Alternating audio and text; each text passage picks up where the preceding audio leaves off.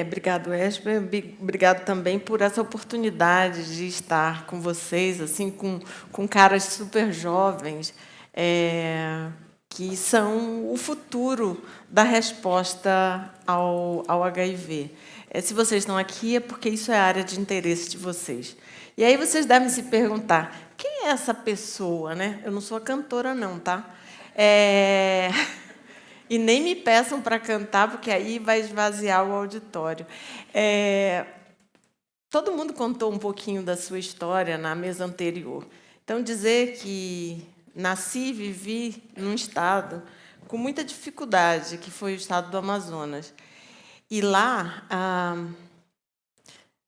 o HIV ele chegou bastante tarde. Chegou em 86, o primeiro caso, e, como nós costumávamos dizer, ele chegou via aérea, atingindo uma população de uma classe social mais alta. E, nessa época, nós já trabalhávamos com IST. Então, a minha história ela começa bem antes do HIV. E vocês sabem que, apesar de tudo isso, o HIV já navegou nos rios da Amazônia e já atingiu quase a totalidade dos municípios do interior do estado. E lá o desafio é muito maior. Então, eu sempre convido as pessoas a ter esse olhar diferente desse Brasil continental que temos, para entender um pouco da dificuldade de nós, que estamos hoje na gestão, conseguirmos administrar de forma harmônica todas essas diferenças territoriais. Então, a primeira mensagem que eu quero deixar, e espero que vocês adotem, é a mudança do nome do departamento, que nós fizemos essa solicitação e o decreto presidencial acatou essa modificação, que é não falarmos mais de doença, e sim de infecções. Então, o departamento passou a ser chamado de Departamento de Infecções Sexualmente Transmissíveis, HIV/AIDS e hepatites virais. Esse avanço ele também se dá com relação ao HIV, como nós vamos ver aqui na sequência da apresentação. Eu primeiro trago um slide para dizer para vocês de qual é a missão do departamento. O departamento é um órgão dentro do Ministério da Saúde e ele é normativo, né? E essas normas, muitas vezes, elas têm que respeitar com muita seriedade questões éticas, nós temos que ser eficientes, nós temos que ter um formato de gestão participativa que permita esse processo de escuta, principalmente da sociedade civil, respeitando os direitos humanos e os princípios do SUS, que são os princípios que nos guiam. Nós, no departamento, acreditamos que uma das formas de se monitorar a epidemia do HIV no Brasil é através da cascata de cuidado contínuo. A discussão se o fim da AIDS vai acontecer em 2020 e 2030, daria só isso uma fala de mais de 30 minutos aqui. Então, deixando isso de lado, vamos trabalhar no sentido de estar tendo esse olhar de monitorar qual é o comportamento dessa epidemia no Brasil. Nós estamos já finalizando a cascata de 2016, mas agora ainda não está finalizada, porque ela não está validada, eu não posso mostrar, mas essa é de 2015, onde nós tínhamos mais de 800 mil pessoas estimadas vivendo com HIV, um diagnóstico bastante elevado. E esse percentual aqui, eu tenho discutido muito e coloco em dúvida esse 87%, mas, de qualquer forma, nós trabalhamos com conceitos um pouco mais amplos do que vocês observam em outras cascatas de cuidado contínuo. nós trabalhamos com vinculados e retidos. E aqui embaixo, em nota de rodapé, nós temos o conceito do que nós consideramos ser pacientes vinculados. O ideal seria que nós tivéssemos dado de consultas. Entretanto, os sistemas que o Ministério tem não nos permite saber quando uma pessoa diagnosticada ela acessa uma consulta no serviço de saúde. O que nós sabemos é os dados que existem no CICEL e no Ciclom, o CICEL que nos dá a carga viral e o CD4, e o Ciclom que nos dá a dispensa da terapia antirretroviral. Portanto, vinculados são aquelas pessoas com pelo menos um CD4 ou uma carga viral e uma dispensa de terapia antirretroviral ao ano. Retidos é pelo menos 2 CD4 ou carga viral e estar durante todo o ano em terapia antirretroviral. A questão de estar em terapia, nós vamos ver também na sequência o que nós hoje estamos conceituando de abandono e de terapia irregular. E a carga viral suprimida foi uma discussão, esse ponto de corte durante muito tempo, mas como a OMS adotou menor que 1.000, nós passamos a utilizar também menor que 1.000. Mas o Brasil tem uma rede de carga viral que é invejável para alguns países, principalmente países africanos, que não têm carga viral, e também a qualidade dessa carga viral, que ela mede até 50 cópias. Então, nós podemos fazer outros estudos, mas aqui, para comparação com outros países, nós estamos utilizando o corte de 1.000. Essa daqui é a clássica cascata que é utilizada pelo UNAIDS, onde a meta 90-90 é preconizada para ser atingida no ano de 2020. E vocês observam que a brecha maior brasileira ela está em colocar pessoas em tratamento. Das pessoas que estão em tratamento, 90% delas estão com carga viral suprimida, o que demonstra que o tratamento é, sim, efetivo. Esse é um dos parâmetros mais gritantes que nós temos com relação à qualidade do tratamento que é distribuído gratuitamente no SUS. E como é a epidemia brasileira? Então, aqui eu coloquei uma série de estudos, alguns deles financiados pelo departamento, não é que o Ministério da Saúde seja órgão de fomento de pesquisa, não. Ele financia algumas pesquisas nacionais que são de interesses para a saúde pública, e essas pesquisas elas têm o objetivo de serem adicionais para a mudança das decisões de gestão no Ministério. Então, na população geral, nós fazemos 2 tipos de estudos, um com conscritos, que fizemos um no ano passado, mas ainda nós não temos a análise completa do estudo de conscritos. O grupo de Caxias do Sul, aqui presente, foi responsável, ganhou o edital que nós fizemos, e eles já concluíram, claro, o campo, porque é um período determinado do ano que eles têm que concluir, porém, a tabulação do dado e análise vai demorar um pouquinho mais, uma promessa de, até novembro, entregarem já o estudo completo, apesar de já termos tido, na semana passada, uma apresentação dos resultados preliminares. Mas essa é a forma que se tem de saber como a epidemia está se comportando na população geral. Tem também os estudos de parturientes, e aí nós chegamos a essa conclusão de que a epidemia nossa é uma epidemia concentrada entre populações chaves, a saber, na sequência, mas aqui eu fiz um compilado dos estudos nacionais e alguns estudos locais.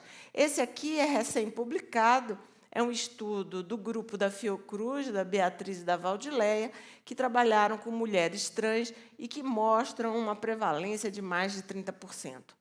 Outros estudos que foram realizados, esse sim, com financiamento do departamento, que foi esse entre HSH, esse outro aqui entre pessoas usuárias de drogas e entre profissionais de sexo, com uma metodologia chamada RDS, que é uma metodologia de Rapid Assessment, para exatamente tentar acessar a população mais vulnerável e de difícil acesso. Outros estudos que também foram mais locais, esse aqui é em São Paulo, esse outro aqui no Rio de Janeiro, com pessoas usuárias de crack, e que vocês observam aqui as taxas de prevalência, todas elas bastante elevadas. Então, por isso, justifica essa terminologia de que o HIV ele tem, sim, um cenário no Brasil concentrado em determinadas populações. E quais são essas populações? Então, nós consideramos populações chaves as trabalhadoras do sexo, gays e homens que fazem sexo com homens, pessoas trans, pessoas que usam álcool e outras drogas e pessoas privadas da liberdade. E aqui eu aproveito para falar um pouco mais da fala do Draulio, onde ele colocava que, no Brasil, praticamente inexiste pessoas que usam droga injetável. Isso é a realidade. Nós, inclusive, em fóruns internacionais, fazemos esforços para mudar as recomendações para que as pessoas considerem pessoas que usam drogas e não pessoas que usam drogas injetáveis como fatores ou como grupo vulnerável ao HIV. E aqui as pessoas privadas da liberdade dizer que esse é o grande desafio, não só para o departamento, mas também para a saúde prisional, que, infelizmente, está em outra área do Ministério da Saúde e que, muitas vezes, isso dificulta. Além de que o sistema prisional brasileiro, eu acho que vocês todos, ultimamente, têm lido e escutado nos meios de comunicação, está extremamente caótico no Brasil, o que dificulta, inclusive, o acesso à saúde dessa população. Mas, mesmo assim, vocês vão ver, na sequência, nós temos, esse ano, ainda atividades programadas para pessoas privadas de liberdade. E as outras populações que estão aqui listadas, essas populações são chamadas de prioritárias, porque depende muito do território. Vou dar um exemplo lá do meu estado. No estado do Amazonas, praticamente, nós não temos população negra, mas temos população indígena bastante expressiva. Então, essa é a diferença quando falamos em populações prioritárias ou quando falamos em populações chaves, porque essas nós vamos encontrar em todo o território nacional. Qual é a decisão política que nós tomamos ao assumir o departamento em junho do ano passado? Adotar a prevenção combinada como mote da resposta. E aqui, essa minha apresentação ela vai falar de cada pedaço dessa mandala, para que vocês entendam de que nós estamos falando. Vocês vão dizer, mas tudo isso é preciso para o HIV? E eu digo a vocês que, no nosso planejamento, em dezembro, nós fizemos um exercício e nós conseguimos encaixar dentro dessa mandala todas as atividades, não só para o HIV, mas para as IST e para as hepatites também. Então, a mandala ela serve para os 3 agravos dos quais nós somos responsáveis. Lembrar que a mandala ela teve uma primeira versão centrada nas questões biomédicas. Hoje, nós estamos colocando outras questões, como os marcos legais, como as leis, que muitas vezes criminalizam pessoas vivendo com HIV, e também uma outra questão que nós estamos levando em conta são as questões estruturais. Essas questões estruturais elas são transversais, tanto sob o ponto de vista das intervenções biomédicas, quanto das do marco legal. Então, é importante hoje que vocês vão ver na sequência, nós vamos modificar, inclusive, alguns editais que, normalmente, o departamento faz com a sociedade civil. Então, em 2013, essa forma de lidar com o enfrentamento das IST, HIV e hepatite principalmente, se iniciou com as intervenções biomédicas, e agora, que eu digo sempre para o Fábio, ele pavimentou e eu estou dando sequência na ideia. Então, o mais complicado era tentar colocar a ideia da biomédicas, e depois a gente vai estar conseguindo caminhar em direção aos outros tipos de intervenção. O que nós estamos apostando com relação a isso? O foco persiste nas populações-chaves. Nós estamos numa discussão bastante intensa com relação à reorganização dos CTAs, porque os CTAs, para nós, foram identificados como locais onde nós podemos estar exercendo todas as atividades dessa mandala. Nós estamos mudando todo o apoio financeiro das ONGs. A estratégia Viva Melhor Sabendo, que era uma estratégia somente focada em testagem, o próximo edital, que vai sair nos próximos meses, vai estar muito mais ampliado, e, principalmente, nós vamos estar falando muito nesse edital e estimulando que a sociedade civil compre essa resposta que nós estamos pensando com relação a trabalhar dentro dos serviços com adesão das pessoas, principalmente os jovens. Nós criamos um GT de prevenção que tem sido sistematicamente consultado para tomar essas decisões. Algumas questões já caminharam, que foi essa questão da flexibilização dos documentos para a população em situação de rua, que são outras situações que nós precisamos enfrentar, além da questão dos presídios. Por último, a questão dos jovens líderes, que foi uma série de cursos que foram iniciados, e agora nós vamos fazer encontros regionais, de novo, focando prevenção combinada para jovens. Então, vamos começar a falar primeiro do primeiro pedaço da mandala, que é o tratamento para todas as pessoas vivendo com HIV. Todos sabem, o Brasil foi um dos primeiros países a adotar o tratamento para todos, que inicialmente foi chamado de TASP, tratamento como prevenção, depois ainda teve uma outra denominação, mas, assim, eu acho que essa é a melhor forma de se chamar essa decisão, que é tratar todas as pessoas vivendo independente do CD4 da carga viral. Só para lembrar, a OMS só reconhece isso como medida de saúde pública em setembro de 2015, e o Brasil já adotava desde dezembro. E isso muda a história. Claro que isso requer um esforço adicional, principalmente dos profissionais e dos serviços, mas também um esforço no sentido de ter recurso suficiente para colocar as pessoas em tratamento. Porque vocês observam que, ano a ano, cresceu o número de pessoas em tratamento. Eu só queria fazer uma observação com relação a essa queda aqui de 2015 para... Na verdade, a queda se dá em 2016. Eu acho que tem um viés aí nessa história, porque, a partir do momento que o ministro anunciou que nós íamos iniciar a distribuição do dolutegravir, aconteceu uma reação dos infectologistas de retardarem o início do tratamento das pessoas que estavam com CD4 alto e com carga viral baixa, aguardando janeiro, quando o dolutegravir começou a ser distribuído.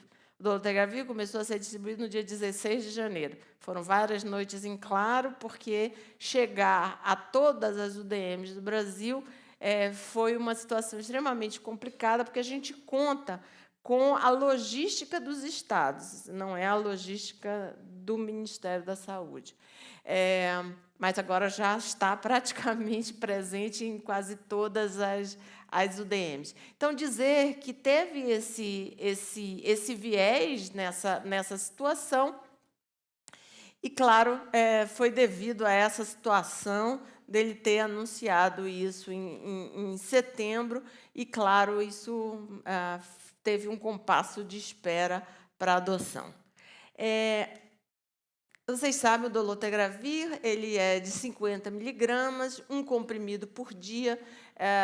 Nós fizemos uma nota técnica em janeiro, assim que foi aprovado na Conitec. Eu não sei se todos sabem, mas qualquer incorporação no SUS passa por uma via crucis dentro do Ministério da Saúde que é invejável a qualquer CEP e a qualquer CONEP, porque são um passo a passo extremamente complicados, onde, para além das evidências científicas, do benefício para as pessoas que vão ser atendidas no SUS, nós temos que também fazer estudos de custos, impacto, etc., e tal, para poder a Conitec aprovar essa incorporação no SUS. Porque, a partir do momento que está incorporado, as áreas do Ministério da Saúde têm 180 dias para que isso esteja, na prática, oferecido no sistema.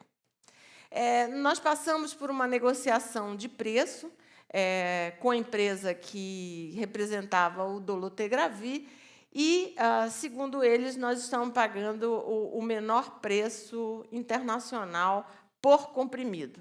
É caro. Não vamos dizer que isso aqui é barato, porque $1,50 por comprimido ainda é um tratamento bastante caro. E nós fizemos, na verdade, um trabalho interno para encaixar esse valor dentro do orçamento, porque vocês sabem a crise financeira que o Brasil se encontra. O orçamento do departamento para compra somente para a compra de medicamento para HIV é de 1,1 bi.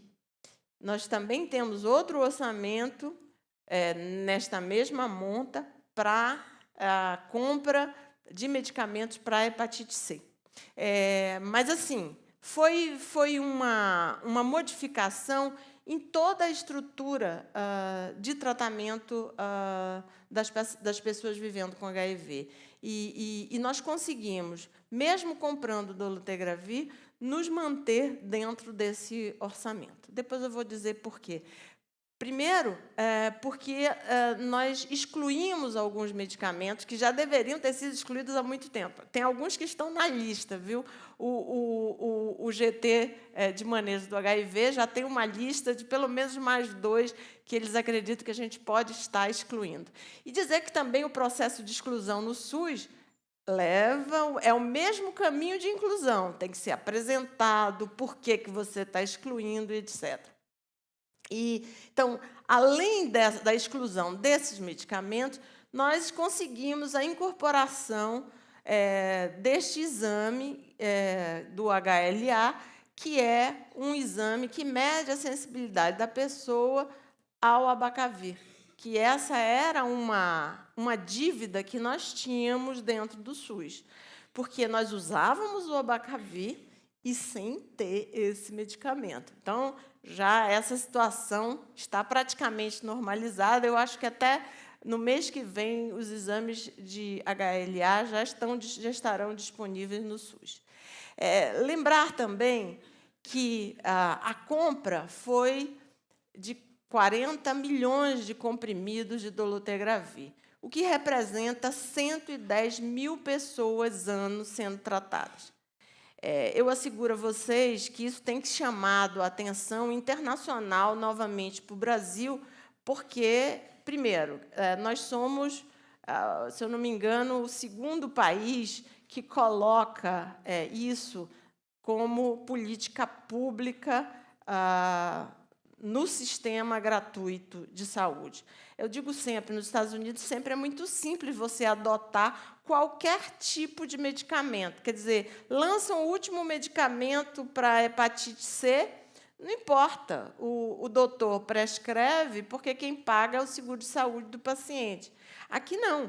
Essa prescrição, ela requer, obviamente, que todo o sistema se estruture, compre e coloque isso disponível.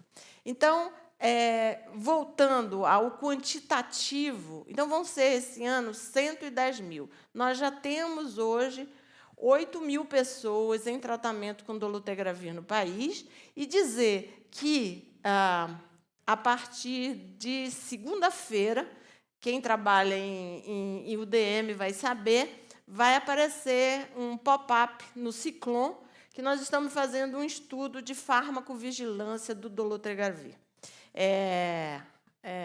Ontem, antes de viajar, nós fechamos a ficha, e, diferente do que vem acontecendo para notificações de efeitos adversos, porque vocês sabem que tem o Notivisa, né? Que é um programa da Anvisa, onde você tem que abrir um outro sistema, uma outra página para notificar efeito adverso.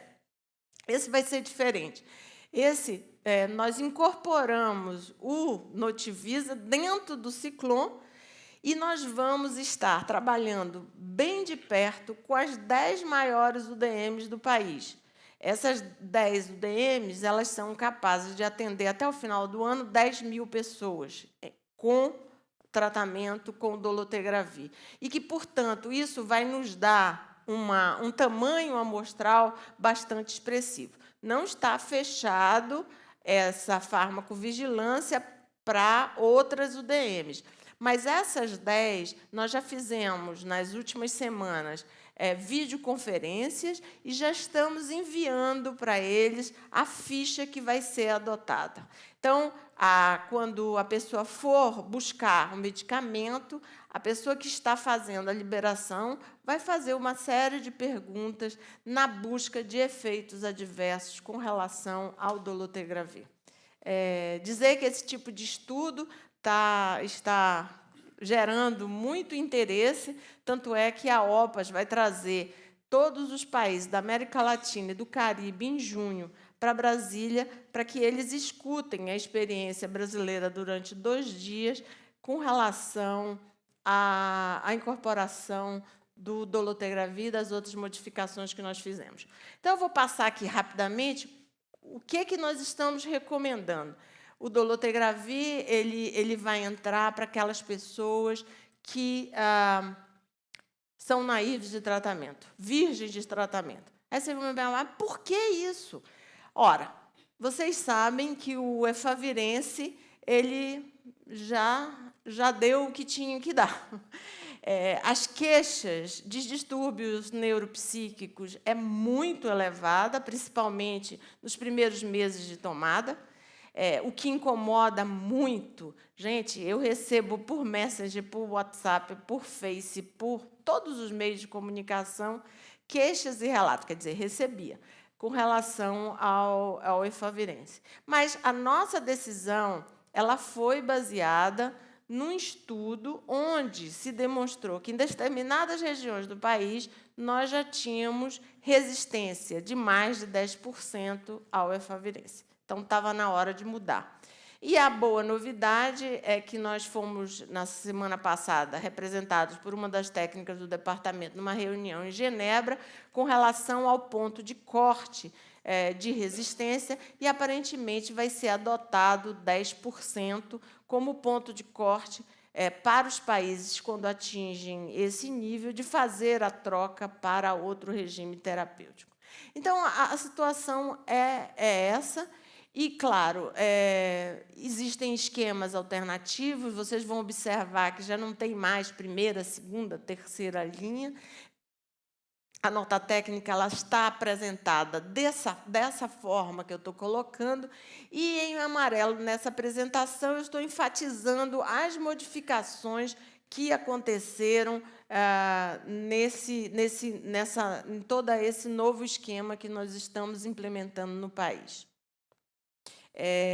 Lembrar que ainda não existem estudos suficientes para o uso do dolutegravir em gestantes e em pacientes com tuberculose, porque o dolutegravir ele melhora rapidamente, né, o sistema imune, e existem relatos em pacientes com tuberculose deles apresentarem íris do uso do dolutegravir. Nós ainda estamos aguardando. Eu acho que vai sair a liberação antes para gestante, antes mesmo de para tuberculose. De qualquer forma, se mantém, então, esse esquema preferencial para gestante e para pacientes co-infectados, lembrando que nós temos um outro comitê, que não é o mesmo do manejo do HIV, tem um comitê só de transmissão vertical, que está revisando se essa vai ser realmente a recomendação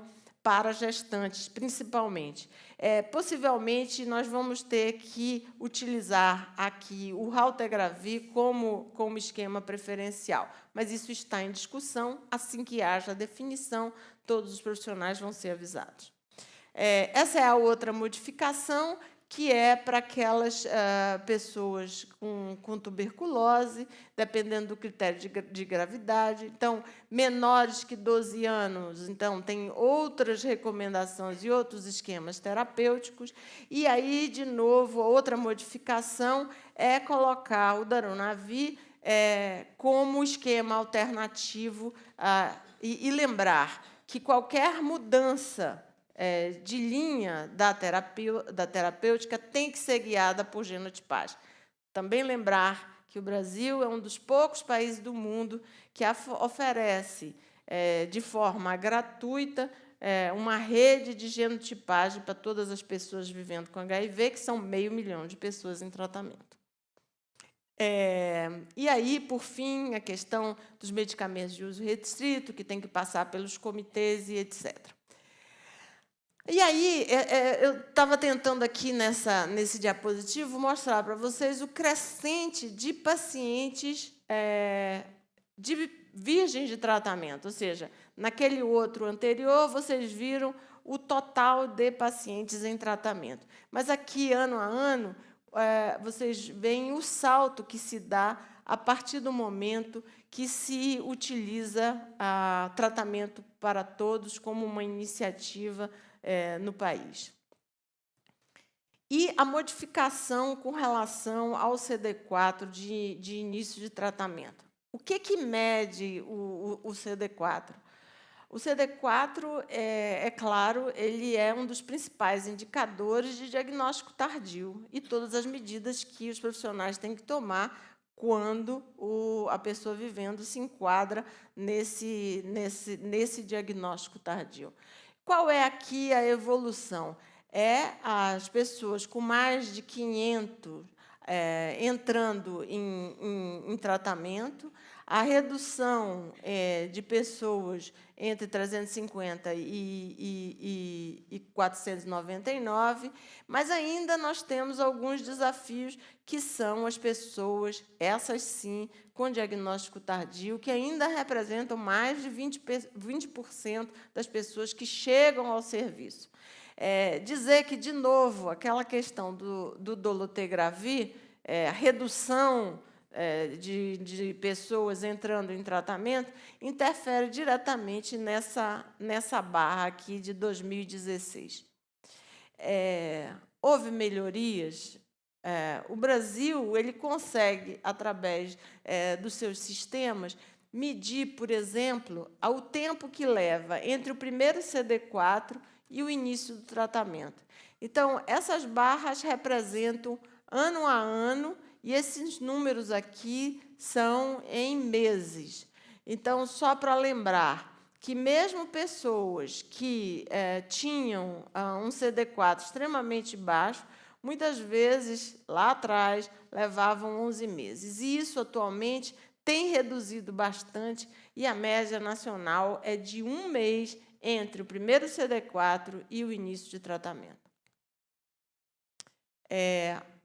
Uma outra questão, aí já, eu estou tentando mesclar aqui dados não só do cenário epidemiológico dos nossos bancos, mas mostrar para vocês também as respostas, o que pode ser feito, o que nós estamos fazendo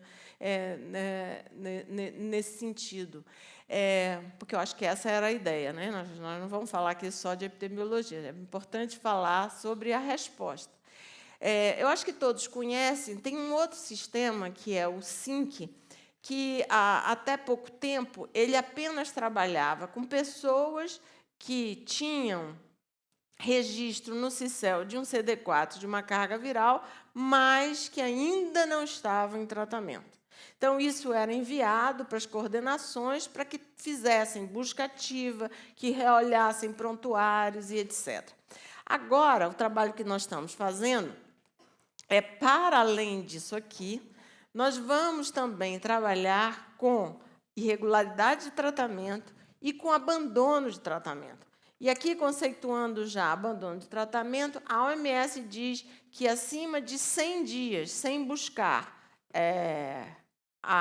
por exemplo, a pessoa está agendada para retornar hoje, para pegar o medicamento. Se ela demora, a partir de hoje, 100 dias sem comparecer para buscar o medicamento, isso aí é considerado, então, abandono. Porque só interferindo nessas fases é que nós vamos conseguir a supressão viral. E isso é que nós estamos chamando desse processo de cuidado contínuo e que nós vamos precisar muito estar trabalhando harmonicamente com todos os municípios da federação. Então, é um pouco isso que eu acabei de explicar, e dizer que esses sistemas eles são bastante fidedignos, né? Nós fazemos um trabalho de limpeza desses bancos, eles são analisados constantemente. Só para vocês terem uma ideia, o SINC ele é rodado todos os meses e atualizado para que a informação que vai para os municípios seja uma informação daquele momento. Então, é isso, nós conseguimos um avanço bastante significativo, né? No início, nós tínhamos um gap bastante elevado e hoje ele se reduziu. E ele está, claro, concentrado em algumas unidades federadas que representam quase 90%, com as quais nós trabalhamos mais próximos. Então, olha só, a gente resolveu, eu já falei para vocês, com relação a abandono, né? Então, aqui, só para que entendam, esse número aqui significa que a pessoa estava em tratamento em 2009. E esse olhar é em 2010, porque eu tenho que ter a pessoa pelo menos um ano de registro no sistema para eu analisar se teve abandono, se o tratamento foi irregular. Então, vocês observam que o abandono ele ainda é muito alto no país e que isso precisa ser trabalhado. É por isso que eu falei no início dos editais para trabalhar principalmente com as ONGs nos serviços para trabalhar com adesão com esses pacientes. Esses dados aqui são bem recentes, a gente tem se debruçado muito nesse tipo de análise, para poder estar promovendo, dentro do SINC, essa informação para todas as UDMs do país. Uma outra questão que tem chamado a nossa atenção é a subnotificação. O Brasil tem um sistema, lembrar que HIV é de notificação compulsória. Só relembrar. Mas, mesmo assim, nós temos um pouco mais de 30% de subnotificação. E isso, além dos sistemas que eu já citei, nós analisamos também o SIM, que é um sistema de mortalidade. E para minha surpresa, tem pessoas que não estão no SINAM, que não estão no CICEL, que não estão no Ciclone e só aparecem no SIM. Quer dizer, elas passam uma vida vivendo com HIV sem acessar os serviços de saúde ainda nesse país. Então, assim, às vezes a gente escuta críticas. É isso o melhor programa do mundo? Porque é o melhor programa porque a gente bota o dedo na ferida, porque a gente sabe do que a gente está falando. Eu aqui coloco um desafio de qual é o país que tem esses sistemas que pode fazer esse tipo de levantamento para a saúde pública. Então, isso aqui precisa ser corrigido. A primeira medida que nós tomamos foi, daquelas pessoas que estão já notificadas no SINAM, nós colocamos esse número do SINAM na ficha do Ciclom. E a pessoa que não tem o número lá no Ciclom, quando a UDM abre a ficha dessa pessoa, vai sair uma cartinha que a pessoa na UDM vai imprimir e vai entregar para o paciente, onde recomenda que o seu médico não esqueça de notificar aquele caso, porque ele não está notificado. Então, essas são as medidas para se melhorar essa situação. A queixa, principalmente da Sociedade Brasileira de Infecto, por que o SINAM não está online? É verdade. A pessoa, esses 30 e pouco%, possivelmente, são pessoas de convênios que estão nos consultórios médicos, que muitas vezes só vão no serviço público para buscar a medicação, mas não estão notificadas no SINAM. E isso, provavelmente, um dos impedimentos é esse. O SINAM não é online, a pessoa precisa imprimir a ficha e preencher à mão e depois levar para o seu sistema de vigilância, etc. Outro pedaço da mandala é a questão da testagem. A tecnologia de teste rápido ela veio para ficar. E confesso a vocês que eu sou uma das maiores fãs de teste rápido. Eu acho que aumenta a cobertura, melhora a vigilância, e, principalmente, para a pessoa que está sendo atendida naquele momento, facilita e melhora a vida dela, porque tem estudos que mostram, no pré-natal, com um teste rápido realizado no pré-natal, você economiza para aquela pessoa 5 idas ao serviço de saúde. Então, porque a pessoa recebia uma solicitação de exame, aí, primeiro que ela já foi uma vez para agendar a consulta, depois ela volta para a consulta, depois ela pega a requisição do exame, aí ela vai marcar no laboratório, aí ela vai no laboratório fazer o exame, aí vai pegar o resultado, depois leva para a consulta. Então, usando o teste rápido, isso facilita e muito a vida das pessoas. E nós conseguimos também, no final do ano passado, uma revogação da portaria do Conselho Federal de Enfermagem que não permitia que outros profissionais, além dos enfermeiros, que realizassem teste rápido. Então, eles já revogaram essa portaria e, esse início desse ano, nós já entramos com outro pedido com relação à testagem para o CFM. Não diz respeito ao HIV, mas diz respeito à sífilis, que o CFM baixa uma portaria que concorde com o Ministério da Saúde no sentido de que um teste rápido positivo de sífilis, a pessoa possa iniciar imediatamente o tratamento, principalmente se for gestante. Então, tem essas questões que a gente chama isso de marco legal, mas que funcionam para que essa engrenagem tão complicada do Ministério possa funcionar mais adequadamente. Nós fazemos sistematicamente capacitações via Telelab. Esse Telelab ele tem bastante pessoas que fazem esses cursos e está saindo já, até o final desse semestre, um curso EAD específico só para testagem rápida. Outra discussão, que é uma discussão internacional, o quanto que esses testes rápidos, utilizando fluido oral, podem aumentar ainda mais essa cobertura de testagem.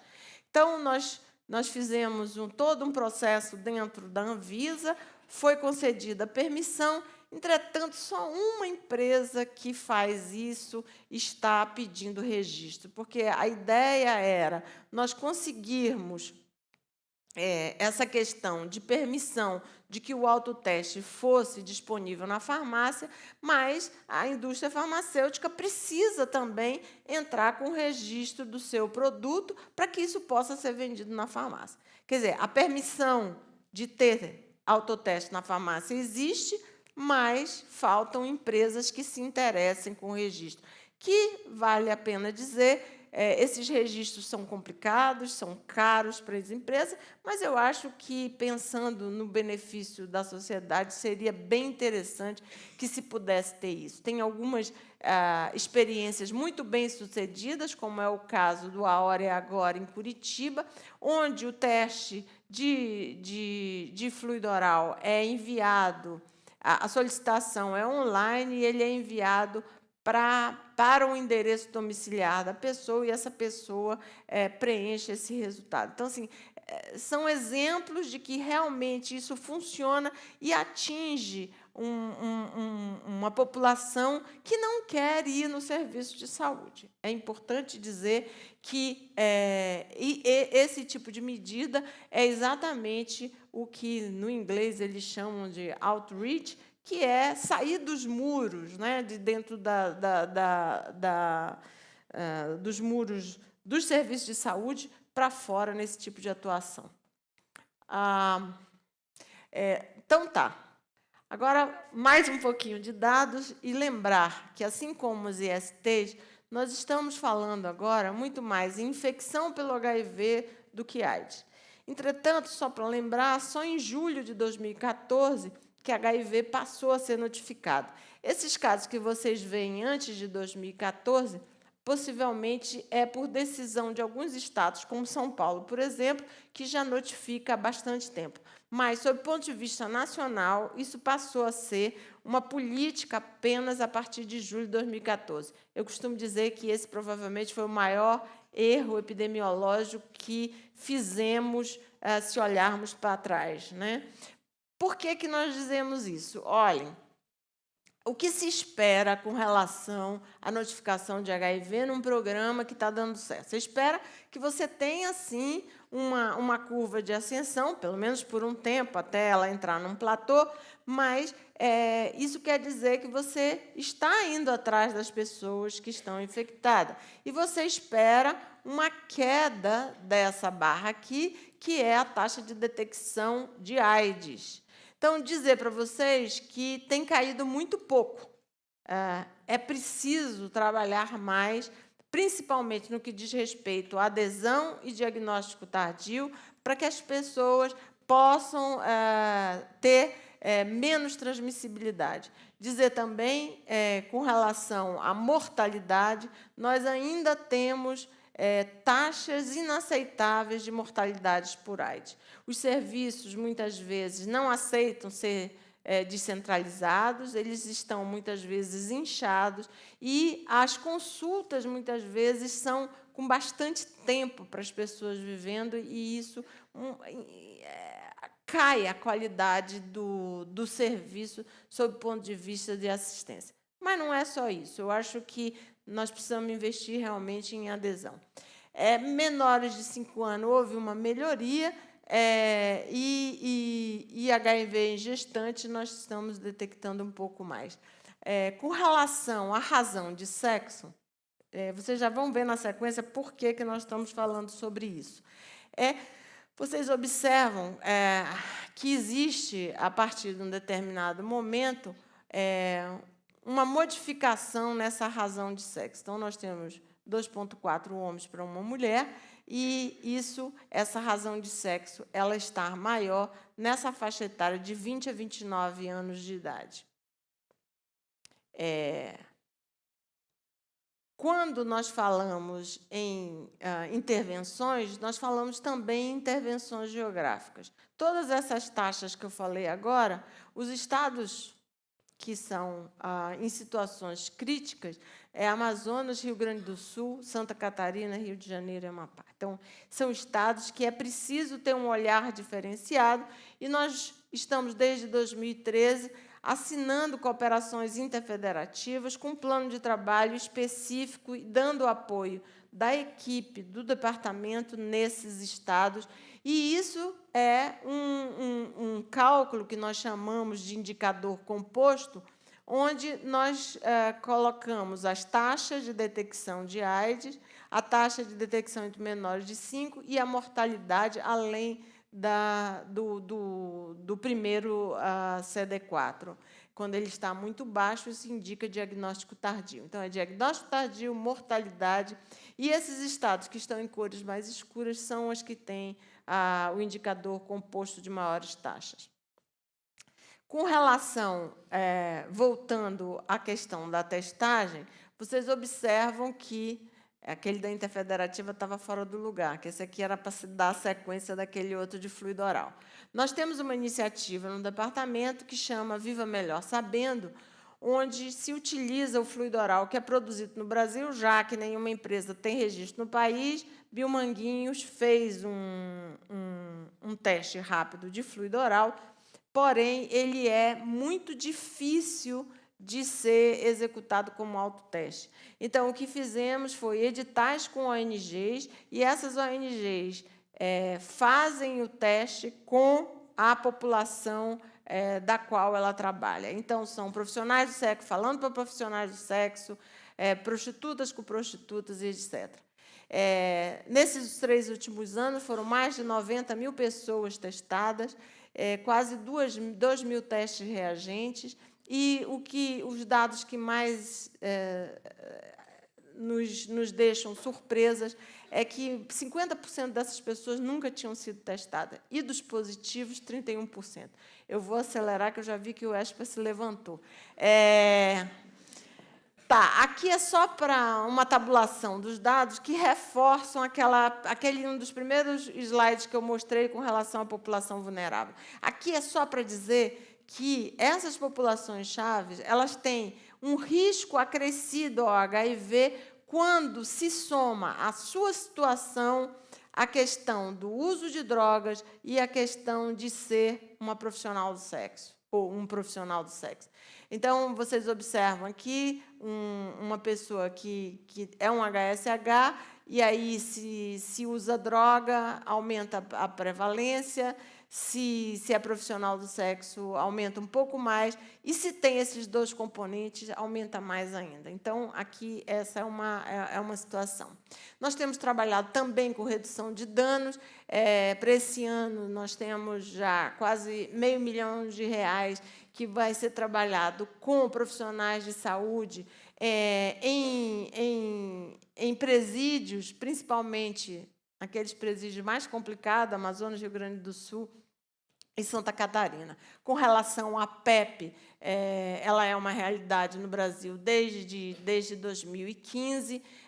Nós temos, inclusive, diretrizes para gestores, para cada vez mais estimular serviços que ofereçam PEP, e temos observado um aumento dessa oferta.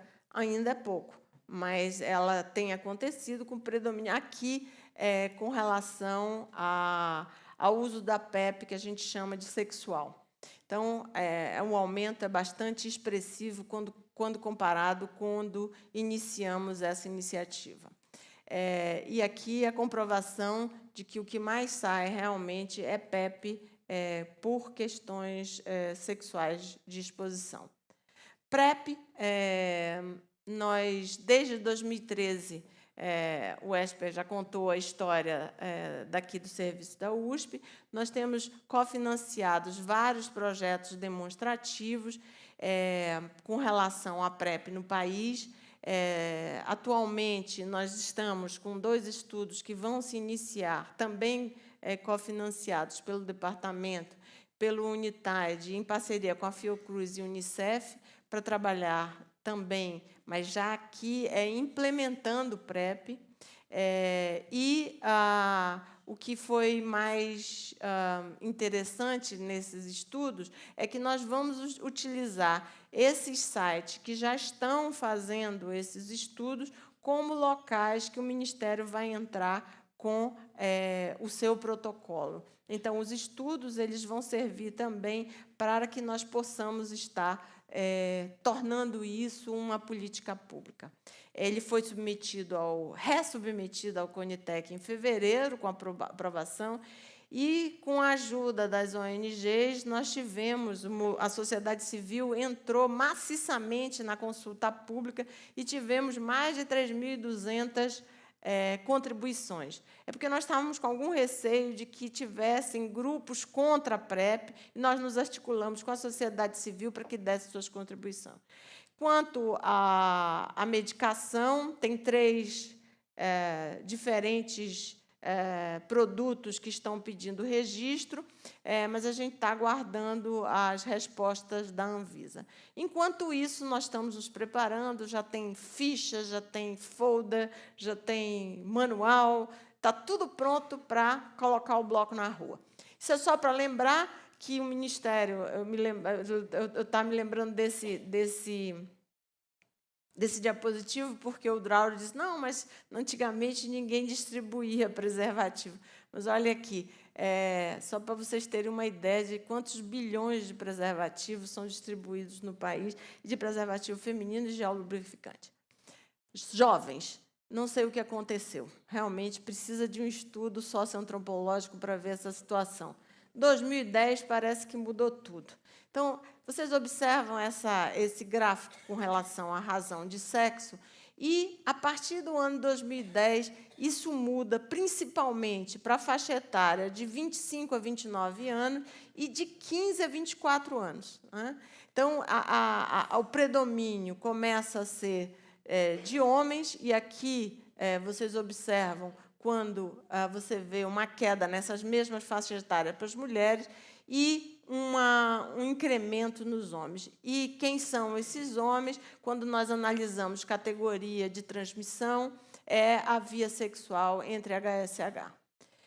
E tem um outro agravante. Jovens são os grupos que têm menos adesão ao tratamento. Então, esse diapositivo ele mostra quando os jovens, quanto mais jovens, eles entram menos em tratamento do que todas as outras faixas etárias e, obviamente, eles têm uma menor taxa de carga viral indetectável. O comportamento é aquilo que vocês já sabem, usam menos preservativo, e aí é preciso ter um outro tipo de diálogo com os jovens. Essa aqui foi uma das tentativas, trabalhando com aplicativos de encontro, e, atualmente, nós estamos em contato com quase 4 ou 5 outros aplicativos para colocar mensagens de prevenção nesses aplicativos de encontro dos jovens. Gestantes é a única taxa que nós temos uma relativa um aumento, mas a taxa de transmissão, que ela ainda isso aqui a gente vai mudar no próximo boletim, mas ela ainda é bastante alta, mas ela tem tido, ao longo dos anos, vocês observam aqui, uma redução importante da transmissão vertical. Nós estamos certificando municípios esse ano e, principalmente, estimulando os municípios para implantar comitês de investigação da transmissão vertical, tanto do HIV como da sífilis. Os jovens, nós temos trabalhado com oficinas, nós temos dado uma importância a esse grupo de pessoas trans, nós criamos um GT de Pop Trans. No dia 22 de janeiro, nós lançamos o primeiro documentário de uma série que deve ser mostrada nos serviços de saúde com relação que eu convido vocês a irem na nossa página para ver esse tipo de documentário. Nós temos os indicadores hoje de qualquer um dos mais de 5.700 municípios brasileiros, não só para o HIV/AIDS, mas para a sífilis, na nossa página. Então, as pessoas podem acessar e saber qual é o seu cenário epidemiológico. Nós somos o departamento que mais revisamos e fazemos protocolos no Ministério. Temos inúmeras outras publicações normativas, principalmente monitoramento e avaliação. Fazemos campanhas E aqui convido vocês todos para o nosso congresso, que vai acontecer em setembro, de 26 a 29, em Curitiba, que é um congresso cujo mote é Prevenção Combinada, Multiplicando Escolhas. E aí eu queria mostrar, rapidinho, tá? A gente fala em prevenção combinada, mas tem um vídeo muito bacana com relação à prevenção combinada que eu queria que todos vissem. É 3 minutinhos. Pode ir. Espero que funcione agora. Não dá? Ops. Ah, é no computador. Não, não é assim não. Espera aí. Não acredito que não vai funcionar. Ah, foi. Trouxe camisinha, né? Sempre. Ai, que garoto prevenido. É claro. Mas tem outras formas de prevenir da AIDS. Como você sabe? Se liga.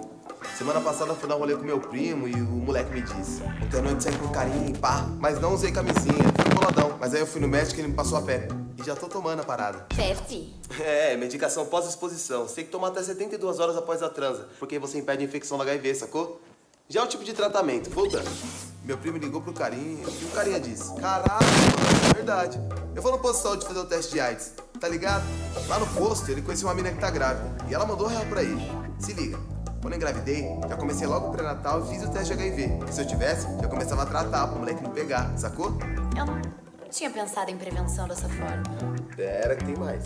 A mina contou pro carinha, que contou pro meu primo, que contou pra mim, que ela conhece um casal onde um deles tem HIV e o outro não. E o cara que tem, tipo, bom, com o tratamento a contagem do vírus fica tão baixa que reduz muita chance de eu passar HIV pra você. Mas ó, camisinha sempre, pra prevenir contra outros DSTs, tá ligado? Da hora isso. Ah, a prevenção tem várias, mas agora é só eu, você e a mais simples delas, a camisinha. Sempre.